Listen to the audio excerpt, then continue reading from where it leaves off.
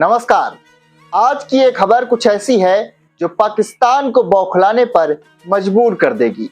जी हां, हम बात कर रहे हैं भारत और अफगानिस्तान के बीच हुए ऐतिहासिक संवाद की, जिसमें विदेश मंत्री डॉक्टर एस जयशंकर ने अफगानिस्तान के कार्यवाहक विदेश मंत्री आमिर खान मुत्तकी से फोन पर बात की। ये पहली बार है जब भारत और तालिबान के बीच इतने उच्च स्तर पर बातचीत हुई और इसका समय बिल्कुल सटीक है। 15 मई 2025 को इस बातचीत ने न सिर्फ भारत की कूटनीतिक चतुराई को दुनिया के सामने ला दिया, बल्कि यह भी साबित कर दिया कि भारत क्षेत्रीय शांति और सहयोग के लिए कितना प्रतिबद्ध है। इस बातचीत का सबसे बड़ा संदेश, अफगानिस्तान ने भारत के साथ अपनी दोस्ती को मजबूत करने की इच्छा जताई है और पाकिस्तान की उन झूठी कोशिशों को सिरे से खारिज कर दिया जो दोनों देशों के बीच अब विश्वास पैदा करने की साजिश रच रही थी। आइए इस घटना को और गहराई से समझते हैं। आपको बता दें, अप्रैल 2025 में जम्मू कश्मीर के पहलगाम में हुए आतंकी हमले ने पूरे देश को झकझोर दिया था। इस हमले में 26 मासूम लोग मारे गए। भारत ने इस हमले का जवाब ऑपरेशन सिंदूर के जरिए दिया, जिसमें पाकिस्तान के आतंकी ठिकानों को निशाना बनाया गया। लेकिन पाकिस्तान ने अपनी पुरानी चाल चली। उनके कुछ मीडिया हाउस ने दावा किया कि भारत ने तालिबान को भाड़े पर लिया और पहलगाम में तथाकथित फॉल्स फ्लैग ऑपरेशन करवाया। लेकिन तालिबान ने इन बेबुनियाद आरोपों को पूरी तरह से खारिज कर दिया। आमिर खान मुत्तकी ने साफ किया कि भारत और अफगानिस्तान के बीच कोई अविश्वास नहीं है और वे पहलगाम हमले की कड़े शब्दों में निंदा करते हैं। यह सुनकर विदेश मंत्री एस जयशंकर ने उनकी सराहना की और कहा कि मैं मुत्तकी के इस दृढ़ रुख का स्वागत करता हूं। यह एक ऐसा क्षण था जिसने भारत की कूटनीतिक जीत को और पुख्ता कर दिया। इस बीच भारत ने अपनी उस नीति को दोबारा दोहराया जो अफगान लोगों के साथ हमारी ऐतिहासिक मित्रता पर आधारित है। जयशंकर ने कहा कि हम अफगानिस्तान के विकास के लिए हमेशा साथ खड़े हैं।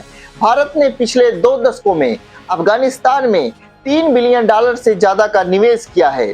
सड़कें, बांध, अस्पताल, स्कूल और यहाँ तक कि अफगानिस्तान का संसद भवन का निर्माण, ये सब भारत की दोस्ती का सबूत है।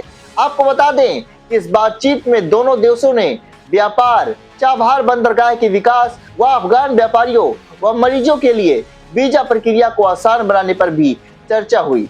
अब जरा सोचिए, यह खबर पाकिस्तान के लिए कितना बड़ा झटका है। एक तरफ पाकिस्तान और तालिबान के बीच रिश्ते लगातार खराब हो रहे हैं। पाकिस्तान अफगानिस्तान पर हवाई हमले कर रहा है, जिसकी तालिबान कड़ी निंदा कर रहा है। दूसरी तरफ भारत और अफगानिस्तान के बीच यह नया संवाद न केवल क्षेत्रीय सहयोग को बढ़ावा देगा, बल्कि भारत को मध्य एशिया तक पहुंचने में भी मदद करेगा। चाबहार बंदरगाह का विकास भारत के लिए एक गेम चेंजर है, जो पाकिस्तान के कराची और ग्वादर बंदरगाह को बाईपास करेगा। लेकिन भारत की नीति सिर्फ व्यापार और कूटनीति तक सीमित नहीं है। हमारी मांग स्पष्ट है, अफगानिस्तान की धरती का इस्तेमाल किसी भी देश के खिलाफ आतंकवादी गतिविधियों के लिए नहीं होना चाहिए। भारत ने तालिबान शासन को अभी तक औपचारिक मान्यता नहीं दी है और हम काबुल में एक समावेशी सरकार की वकालत करते हैं। यह हमारी उस नीति को दर्शाता है जो न केवल भारत के हितों की रक्षा करती है, बल्कि क्षेत्रीय शांति और स्थिरता को भी बढ़ावा देती है। तो यह है भारत की कूटनीतिक ताकत की कहानी ऑपरेशन सिंदूर के बाद, जहां भारत ने आतंकवाद के खिलाफ निर्णायक कार्रवाई की। अब अफगानिस्तान जैसे मुस्लिम देश का साथ मिलना हमारी ताकत को और बढ़ाता है। यह बातचीत न सिर्फ भारत अफगान दोस्ती को नई ऊंचाइयों पर ले जाएगी, बल्कि पाकिस्तान को यह साफ संदेश है कि भारत की कूटनीति अडिग और अजेय है। पाकिस्तान को यह सीख लेना चाहिए कि अगर उसने आतंकवाद को इसी तरह से बढ़ावा दिया तो बारी बारी से सभी देश उसका साथ छोड़ देंगे और भारत को एक ऐसी बढ़त मिलेगी जो पाकिस्तान कभी सपने में भी नहीं सोच सकता। आज भी भारत पाकिस्तान पर अजेय है, अजेय था और आगे भी अजेय रहेगा। तो दोस्तों, इस खबर को ज्यादा से ज्यादा शेयर करें और आगे की अपडेट के लिए बने रहे नेक्स्ट नाउ के साथ। सब्सक्राइब करें, वीडियो को लाइक, शेयर और कमेंट बॉक्स में अपनी राय बताना ना भूलें। मिलेंगे आपसे अगली अपडेट में, तब तक के लिए आप सभी को नमस्कार।